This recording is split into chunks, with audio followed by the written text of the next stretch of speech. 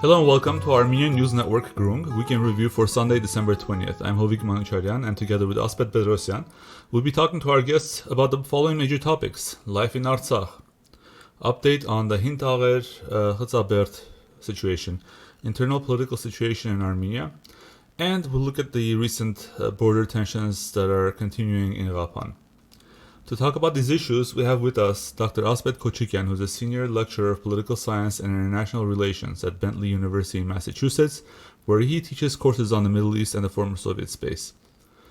Also, Irina Safarian, who is originally from Hadrut and lives in Stepanakert. Irina is a social activist and the initiative member of the Artsakh Voice Matters movement and co-founder and coordinator of the Stepanakert Wikimedia Club. And Emil Sanamyan, who is a senior research fellow at USC's Institute of Armenian Studies, specializing in politics in the Caucasus, with a special focus on Azerbaijan. This episode was recorded on Sunday, December 20th, 2020. Hello and welcome, everyone. Hi. Hello, Hovik. Hi. Hello, Irina. Hello, Emil. Hello. Hi to everyone. Well, Irina, thanks for joining us from Stepanakert. We're really excited to have you. So maybe we could start with you, and we really want to know what's the situation in Artsakh like, what's the daily life like, and essentially, can you give us an overview of the daily life that's developing in Stepanakert? What are the top challenges that you're seeing? Are people coming back to their homes? Anything you can let us know about? Life is coming back to its normal route, let's say. People are coming back for sure, and even we have big problem with apartments because now it's really difficult to rent apartment in Stepanakert and in small villages nearby. What about else? Schools are working, everything is working now, so we really don't have a lack of something like electricity, gas, internet connection, everything is working. You're talking about Stepanakert, right? Because I heard in outside Stepanakert, electricity is still a problem. I can't say because I was in Mardoni 10 days ago, maybe probably 10 or 15 days ago, so I can tell what's the situation now there. But I will speak only about Stepanakert because I'm here and I know what is like the situation only here, not in other regions. Irina, and when it comes to life, you did mention that everything is available. And in terms of medication, in terms of food, in terms of hospitals, are they operating at full capacity? Are there any shortages? Yes, everything is available. Simply, we have people who displaced people from Shushi, from Hadrut, from Karvajar, who lost everything. And we need to support them. We need to supply them everything what they need now. Especially, as I mentioned, apartments, house, I don't know, a shelter to stay until spring, and let's see what will happen then. Speaking of Hadrutsis, since you're originally from Hadrut, where are all the Hadrutsis now located? Are they mostly in Stepanakert, or are there some who are still in Yerevan or Armenia proper? When did most of them have to evacuate? So we've heard a lot of conflicting stories about how Hadrut fell, so we wanted to see if you have any more information that you can give us on that. Now all Hadrutsis are all around Armenia, let's say, and the regions which remain Artsakh regions which still remain Armenian. So most of them now in Stepanakert and in Yerevan, located in Stepanakert and Yerevan, and also in some cities near Yerevan, such as Abovian city.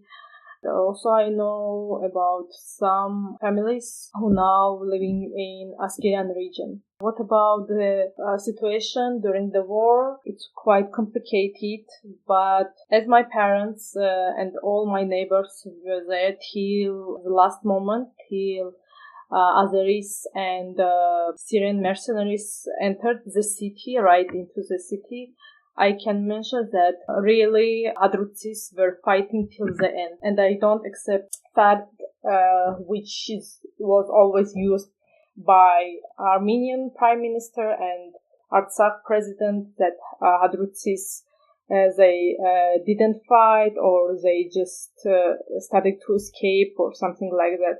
Because all my brothers All my friends, school friends were there. I already lost two of them. It's really something what makes me angry and at the same time offended. Well, the situation is similar to what happened with Xiaomian and Mardakert in 1992.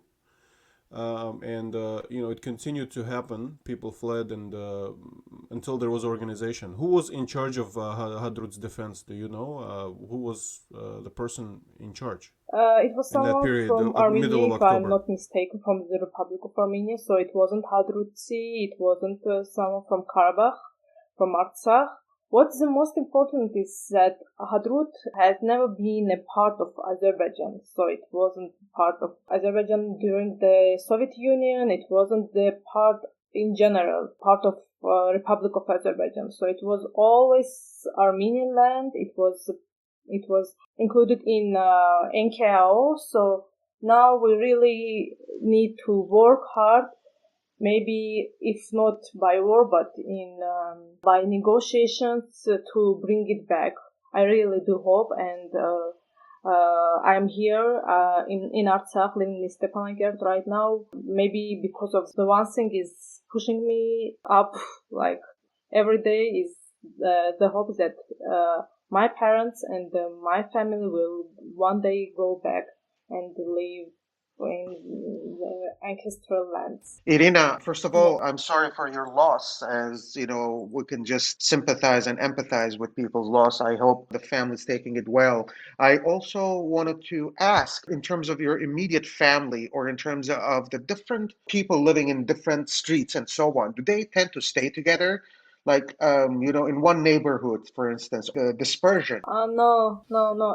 Maybe families. But not neighborhood. Yes, not the whole street or something like that. So maybe families, because and especially families from villages of Hadrut, because you know that one of my neighbors, they have family of 10 or 12, so they are living together now. But unfortunately, they're living in a flat, and they used to live in a big house with garden. They were working with the soil, and they were farmers, and so their all lives they were villagers. They were making something. They're supposed to go and to do harvest now. So it's really very, very difficult for them. And even some of my neighbors, he has told me that he is planning to maybe buy some land near Abovian city and relocate permanently there. Yes. Oh. Irina, do we have any idea how many Hadrutsis are internally displaced right now? And yes. Is the government able to care for them, or is it private families and NGOs also helping out? It's about 14,000 people who are now displaced, so total number is 14,000. The government providing some humanitarian aid and also some money for renting apartment and to pay some bills. But also there are many NGOs which are also working here, which are also working with IDPs. Now, it's difficult for me to answer because I was in Yerevan and now I came back to Stepanakert and I just need a little time to figure out what is going on here. So the only thing I saw here, the only organization which is working besides the government is ICRC, and it's based here in Artsakh. Okay. So today, one of my Wikipedians is coming back home because he and his friends, they were hiding. I think that they were somewhere in Hadrut, in forests. So Russian peacekeepers and ICRC team, due to their searching works, they bring these guys back to home. Yeah, we heard that story. They were part of about like a handful of six people. Yeah, there were a list of 6 people. One of them is my Wikipedian. So he's just 18 years old. Oh, that's great to hear. Yeah. Do you know where they were located? During the war, he was in Jebrail. And I think they were somewhere in Hadrut, but I don't know where exactly. What about the leadership of the Hadrut district? I can't remember exactly the names, but I think 𝐀𝐬𝐤𝐚𝐧 Avanesian was the head of the district, or is it somebody Bedrossian. else? Bedrossian, sorry. And 𝐁𝐫𝐢𝐬𝐴 Savadyan is the mayor of Hadrut. Yes, where are they? They're here and also in Yerevan. I just met Vahan a few days ago in Stepanakert, so they are here and Yerevan, so trying to help, but I don't know how. Okay. Irina, one more question. Do you know how many soldiers from Hadrut were lost? No, I don't have the exact information, and the exact number, how many. So Irina, you're talking to us obviously from Stepanakert. Yes. What is the internet connection like? What's the status of other utilities such as electricity, water and so forth? Can you tell us a little bit more about that? As I mentioned, everything is now working as it was before war, so as usual. We don't have any problem with electricity or with water, gas, or internet, as you see. Probably we have problems in cities, in villages, small villages, but it's just a matter of time. Some of the infrastructures are repairing, fixing now. And also, we have lost 30 power stations in Kharvajar out of 36. So yes. We will have a real problem now. And before the show, you were talking about the internet, and you were actually saying that you noticed that the connection is a little bit better than before. Yes. Interesting. Yes, it's a little bit better, and it will sound sarcastic, but we lost 3 regions, so I think that it's also the case because now we have more internet and less users. And in terms of the security situation, when you were, for example, coming back from Yerevan, Lachin Road, do you see Azerbaijani forces on the road? Do you have to go accompanied by the Russian forces? Say, for example, right now, if you decide to go to Yerevan, how would that work? Would you have to be in a convoy with the Russian forces, or how does this transportation issue happen? We just drive until Armenian Artsakh border, and then after that there are 3 checkpoints. In each checkpoint they check everything about you, the number of car, how many people are in the car, and then in each checkpoint they check it again to see if there is someone missing or to see if there is any problem. Are these Russian checkpoints? Yes, Russian peacekeepers checkpoints. And I see only Azerbaijanis in Shushi when we pass through Shushi.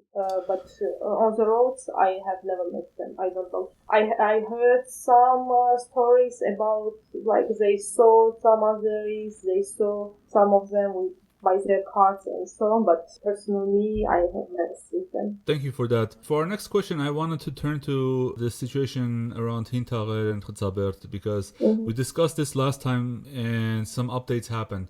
Around 10 days ago, the Azerbaijani army initiated new actions against Armenians to take over Hin Tagher Khtsaberd. This is a peninsula-like area extending under our control, extending into Hadrut. So there were conflicting stories about this, but on December 13th, when we last talked about this, it appeared that the Russian peacekeepers had changed their maps to include Hin Tagher Khtsaberd in their area of control.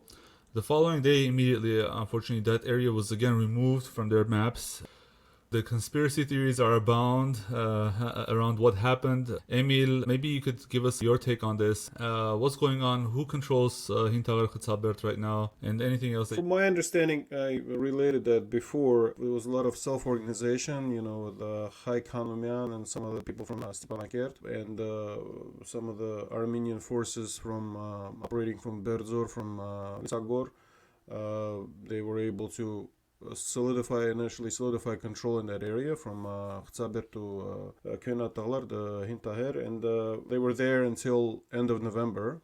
November 26, I believe, or so. And then another unit, a reservist unit, was brought in there, at least 170 people, I think. That's the number that I saw, that took up positions around Khtsaberd and around Hin Tagher. Subsequently, about 10 days later, or 12 days later, I think it was December 10 or 11, they were attacked, and there was a skirmish, and then basically they surrendered, and they were allowed to leave that area.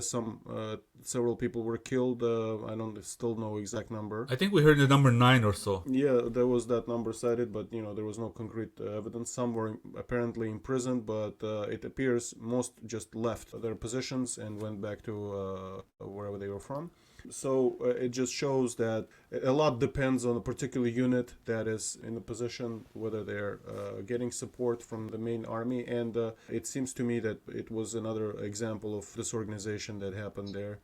And it appeared that there was enough forces there to stay and keep that area. But unfortunately, because either the organization wasn't there locally and they didn't get the support that they needed, this additional territorial loss occurred and loss of human lives. Emil's bird view, I think it's interesting, the larger perspective. But Irina, have you heard any stories about this or any details or anything to add about this on the ground? What people were saying, what talking about both regions? Unfortunately, no. I just know the things what you have heard and what Em just mentioned, and totally agree with him that it was this organization as it was before. I don't have enough information to blame someone, but it's really very, very complicated and very, right. I don't know how to explain, because we all knew that it's a small land, it's not a land of hope, and we're very happy to have these two small villages. So we put all our forces there to keep it, but we didn't. I wonder in this case, as much as I agree with you, Irina, and again, not being a military expert, I would not have make any assumptions, but yes, exactly. I wonder if the decision to withdraw from it is because it is not militarily viable, even if you put all your soldiers there or not. And I think this might be something that we might be seeing more and more. And it's evidenced with the fact that the Russian peacekeepers, they came in, they updated their map, and they changed it again. And probably it's also from a military perspective, strategic military perspective, as to it doesn't justify the commitment of so many resources to keep those lands from just military perspective. I'm thinking out loud, yeah. It was like this strategy was during all the war. It doesn't work to keep Hadrut, it doesn't work to keep Shushi, it doesn't work to keep these two villages. So I really, when I am trying to be calm, because... No, Irina, I'm not saying that it's not. Yes. No, I'm not talking about No, that. I'm not talking about the war. It's not about you, but it's about the government who is making, I don't know which decisions. And also, I'm not sure that it wasn't planned, and these two villages, they were just handed as other regions as well. So I will just keep calm. I don't know. From what I understand, militarily, at least some of the heights around these villages were one of the highest in the region, so they had an advantage from that perspective. Yes, exactly. I mean, we also hear different numbers on the number of prisoners of war taken from this area. So we heard 60 to 70 Armenian POWs. We heard the number 100. Do you have an updated or more accurate description of what happened to the POWs? I don't have a clear picture, but from the videos that I saw, Armenian men in Armenian uniform, they were not taken prisoner. They were allowed to leave the area without fighting, basically. It's hard to qualify this, but it was clear that the group that initially held that area was much smaller. There were only a few dozen people that held that area initially, and then they were replaced by a larger unit that could not perform that task for whatever reason. And basically, after initial skirmish, they were evacuated, or they left the area with the Russian facilitation, basically. Of course, we are seeing similar developments in other areas, in Kapan area now, in between Kapan and Goris, where, according to the ceasefire, forces were supposed to remain where they were, but for reasons that are not clearly explained, this basically withdrawal is continuing. And where it's going to stop, it's unclear, because there are other areas that are hard to control, and other areas that are exposed. There are other areas that Azerbaijanis might claim that this sort of process would continue. And essentially, if you look at all of the major highways in Armenia, or even highways in Karabakh, there are areas that administratively used to be part of Azerbaijan. For example, the highway that goes from Yerevan to the south goes over a territory that used to be Azerbaijan. Highway that goes from Yerevan to Tbilisi, similar situation. There used to be an Azerbaijani enclave between Stepanakert and Martuni, etc. So there is not clarity. It seems like there is not will by Armenians to sort of organize and defend themselves. And the Russian peacekeeping mission, it's not going to be doing that job for the Armenian side. Okay, so let's actually talk about Kapan and focus in on there. Similar to everything else in this war, we're hearing different conflicting stories. So the different mayors of Kapan towns had pleaded for help. Apparently, some areas of Kapan were being protected by volunteer detachments, and we heard from the Armenian government that currently there's a process of demarcation of the border all between Armenia and Azerbaijan, and we have an interesting episode that we recorded just yesterday around that we will publish soon with George Tabakian and Asbed Bedrossian talking about the demarcation process. So obviously something is going on. What concerns me is that the Armenian government seems to be at least visibly missing from the picture. Yeah, just yesterday we saw images or video of Azerbaijani soldiers planting their flags on that M12 highway that you're talking about. I couldn't see any Russian or Armenian soldiers around, and I saw just the cameraman scared. So I don't know if that's indicative of everywhere else, but it's kind of worrying. So the part that I'm talking about, obviously for our listeners, the M12 highway, it goes all the way south from Syunik all the way up to Goris. So it's between the Kapan and Goris. And there is a section or huge sections of the highway just cross over the Armenian-Azerbaijani border as it is defined, at least on Google Maps. There is a bigger question of whether we should accept those maps. But that particular video that I was talking about is around the Vorotan village. And the Vorotan village, if you just Google, if you search for it on Google Maps, there is a section that goes into Azerbaijan and it flips back and comes into Armenia. And apparently at that section that it is it's there that the Azerbaijani soldiers planted their flags. What I want to know is that road blocked now? Or how would someone in their right mind now drive through there? Who can enlighten us about this? I think there was a recently report, Hovik, that Russian peacekeepers actually have taken over that road. I can't remember the news media that I got the information on, but about 20 kilometers of that road is under Russian peacekeepers now. And I think they do realize that it is strategically important so that they wouldn't bypass, especially for their transportation of equipment and soldiers as well. So as of now, it is under Russian peacekeepers' control between Vorodan and David Beg. And this is the main highway, Right. by the way, for transport of goods from Iran to northward. This story generated a lot of misinformation because some people thought that we were giving away entire villages. I think the only village right now that's part of this demarcation process is going to be split in two is the Shurnukh village. But Armenia seems to be leaning towards giving or has already ceded strategic heights around all of these villages. The argument from these village heads is that it makes those places uninhabitable if it's entirely controlled by Azerbaijani snipers. How do we handle the security situation and how do we convince people to live there with this new security setup? It seems to me the southern part of Syunik essentially is in a similar position as Artsakh right now, in the sense that the Russians will control the main roads into southern Syunik and into Artsakh, or the only road. I mean, in the case of Syunik, there might be some bypass roads that could be engaged, but the main roads would be controlled by the Russian forces, and the Russian forces basically are in charge of the security situation both in southern Syunik and in Artsakh. But I would like to ask Irina, in terms of the future, I was surprised by the fact that so many Stepanakert residents, Karabakh residents returned to Stepanakert, and it seems to be people have confidence in Russian presence there. What is the Russian presence like in Stepanakert? What do people think about that? Do they want the Russians to stay permanently? Do they want Artsakh to be in some ways incorporated into Russian security system more permanently?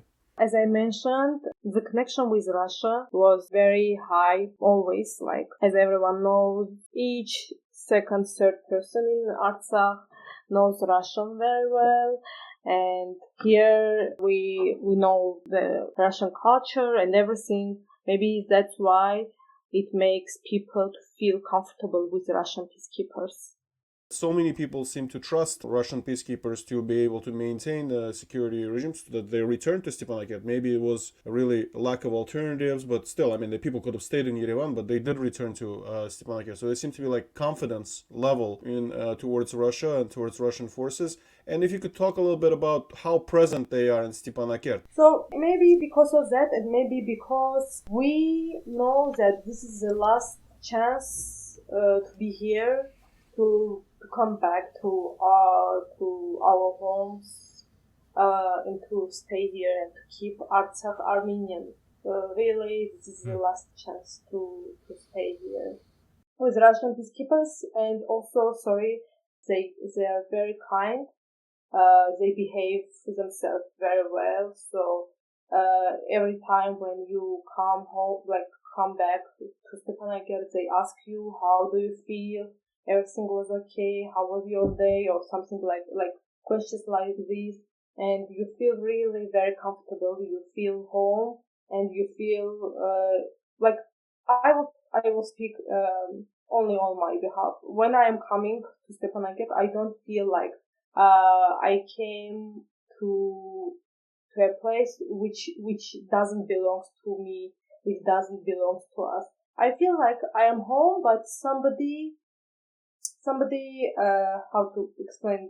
Somebody's watching over it, yeah. Yes, something like that, exactly. So I really don't feel that they are here, or and you can see Russian peacekeepers in Stepanakert walking or going to some restaurants. They are also they always in their special places, and they are doing their work, their job. So we don't, personally, I don't see them a lot, and we don't interact with them a lot. And in terms of the personnel, it's all Russians or people from Russia, or do they have anybody from, Armenian descent from Russia, or that sort of maybe know the language, if they have to have a language, if there is a language barrier, which is rare, but do they have any ethnic Armenians in the contingent, or have you come across anybody? Now they start to work with Artsakh people as well. So I know some people who already got a job in and doing some stuff. But Irina, are there any ethnic groups other than Russians among the peacekeepers? Of course, because Russia is mono-ethnic country, Right. and you can see everyone there. So Artsakh now is we always complain that here are only Armenians, and especially Armenians from Artsakh. But now you can see everyone. So I don't know really. So I am just trying to make jokes, not to lose my mind, because otherwise I will go mad if I start to realize what's going on now in my country. If we can we talk about, I don't know, Irina, how comfortable you're about talking about the internal situation in Karabakh in terms of politics. It seems like there is some kind of transfer of power is occurring, or at least sort of a more broader coalition happening. Hakan Umyan became a minister, and before that Vitaly Balasanyan became secretary of National Security Council, and with sort of enhanced role. What is happening in that sense? What is Vitaly Balasanyan's role today? What is Hakan Umyan's role today? I can't say anything about it because they are just newly appointed, and I haven't seen any general big changes here in Artsakh since they are appointed. I think that we need at least 1 month, maybe in 2 months, in 1 month, in 2 months, we will see how they work and what has changed.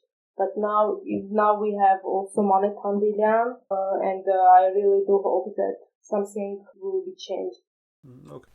Lastly, we wanted to take a quick overview of the internal political situation in Yerevan. The Armenian opposition protests are continuing, and they're demanding the resignation of Nikol Pashinyan.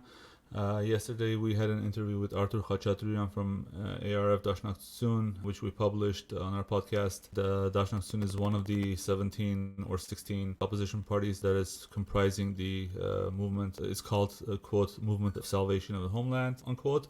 There were some skirmishes around Yerevan yesterday when Nikol Pashinyan tried to attend.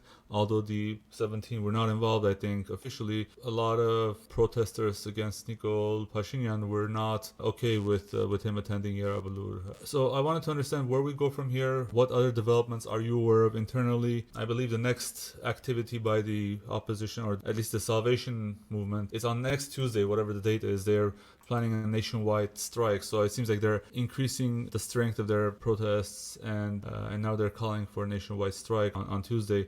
What are your thoughts on how things are developing so far? Asbed Kochikian, maybe we could start with you. This is, again, there are so many different factors about this. I'm not going to go into the number games. I think both pro-opposition and anti-opposition, pro-Nigol, anti-Nigol groups, they're all putting forward numbers. Oh, look, we had 20,000 people. We had, no, 10, 15,000 people. No, you were paid. I don't want to go into those details, but I think the strategy here is that we're seeing more and more parallel sort of events going on. This reminds me a lot in the 60s, 70s, 80s in the diaspora when there would be two parallel events commemorating national events, like, for instance, even commemorating April 24th or commemorating a certain historical event in Armenia, in Armenian history. So I think this is what it has become, sort of a standoff between the government, Pashinyan, and as well as the opposition. At least this kind of opposition, the 𝐻𝐬𝐿 On the other hand, there's a lot of activity going on by other people, including Edmond Marukian, who's been actually trying to operate under the radar and within the context of the parliamentary politics. And he has done a good job in distancing himself from Vaskem Manoukian and his supporters. So it's just at this point, without knowing what's happening behind closed doors, it's very difficult to predict what will happen. But there are trends to keep an eye on, I think, which could develop quite suddenly and quite promptly. Yes, there were some rumors, or some, at least I don't know how reliable they are, that Nikol Pashinyan is accelerating the process with his party of electoral reforms, or changing essentially the electoral code. How true are the rumors that he's planning on resigning soon, maybe by the end of the year, or maybe not at all? Well, yeah, I mean, one of the things as analysts, I think we have to be careful not to comment about rumors because then we would become part of the rumor spreaders. But I think the issue of reform, the electoral reform, is something that no one will disagree with. I mean, a lot of people have been talking about that, even the opposition. The question is about the timing, right? Based on Daniel Ionisyan's Facebook comments, I think that's good currency. They were previously commenting that the electoral code changes might happen early next year. But now it seems like the feedback we got was that actually that may happen much earlier, possibly by the end of the year. But that's not an indicator necessarily that there will be earlier elections. My guess is that I was going to mention this, is that Pashinyan and the ruling party are trying probably to show that it's business as usual. Look, we're passing legislation about this. Look, we're doing this. It's sort of their countermeasure against the demonstrations that are happening, saying that, it's almost ignoring that there is a crisis in the country and passing legislation, including the internal electoral law changes. Asbed, is this a good time to do electoral code changes? Well, as I said, at this point, it's not a good time to do anything except to solve this political crisis. But from their perspective, and this is not the only legislation that they're passing, there were a couple of other legislation on various issues that have passed. One of it was on higher education. So that's what I'm saying. I was particularly concerned about the electoral code work because there's an election to come up, right? Special elections, snap elections. So it almost looks like electoral code changes to manipulate that. I don't believe the manipulation will happen on an electoral code level. It will happen at the election level because, again, not knowing what is it being proposed. But my guess is that they're removing the rating system, and everything is going to be 100% proportional representation. That is the approach that they're going to be using. And this is something that many people, including the Dashnakhtsun and other groups within the opposition, have advocated for. So I do not think that the legislative change will be an instrument for developing or preparing the groundwork for electoral fraud. Understood. I just think the optics look bad. Yeah, yeah. Emil, anything to comment on this topic? Well, I think Pashinyan managed to use this opportunity of national mourning announced by him to sort of show that he has numbers as well, be that administrative resource or whatever. But basically, his march was probably comparable. I don't know if it was bigger or smaller, but definitely comparable to the opposition march the previous night. So I think that's a recipe for continuing crisis, that, that there is not a decision either by him or his supporters to bow out, and because what they accomplished in the last couple of months is nothing short of disaster, and to remain in power is to sort of drag this disaster out rather than to reassess it and try to reevaluate what went wrong. So it seems like Armenia is in for a little bit more disaster down the road. All right, and on this light note, we finish today's podcast. Thank you, everyone, for joining. Thank you, Talk Hovik. to you next week. Thank you, Hovik. That concludes our program for this week's 𝐀𝐬𝐤 Week in Review. We hope it has helped your understanding of some of the current issues.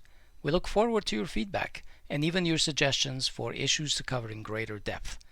Contact us on our website at 𝐀𝐬𝐤.org or on our Facebook page, ANN-𝐀𝐬𝐤, or in our Facebook group, 𝐀𝐬𝐤-Armenian News Network. Special thanks to Laura Osborne for providing the music for our podcast.